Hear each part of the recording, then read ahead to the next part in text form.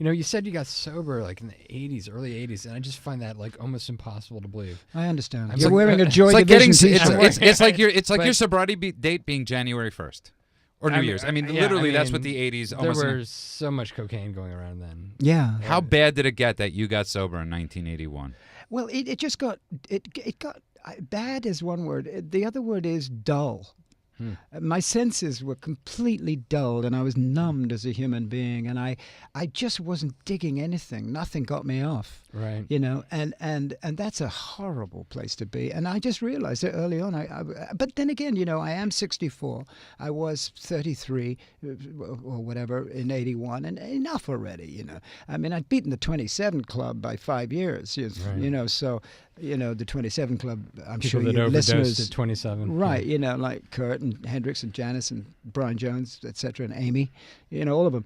And and I those last couple of 3 years were like, I felt like I was in a coma, and that's no good because I have a lot of energy and I want to express myself as an artist, and I want to love the planet and love people and smell flowers and play guitars and An over-asked question, but I'm going to ask it anyway. So many musicians and music in particular has been tied to what drug was popular at the time. You've obviously transcended multiple genres, and now you bring genres back that have been ignored for a while. Drugs not being involved, does that change your decisions, do you think? Does it affect who you hang out with, the types of things you're thinking about? Well, I can only talk about myself. When I was, young, I would do lots of coke and I would drink Jack Daniels, and I would take what they called Mandrax, which is, I guess, Quaaludes would be the equivalent. Barbiturates. So I was never really present from the age of 17 to later, and so any decisions I made were fundamentally fake because they're fueled by something that isn't real.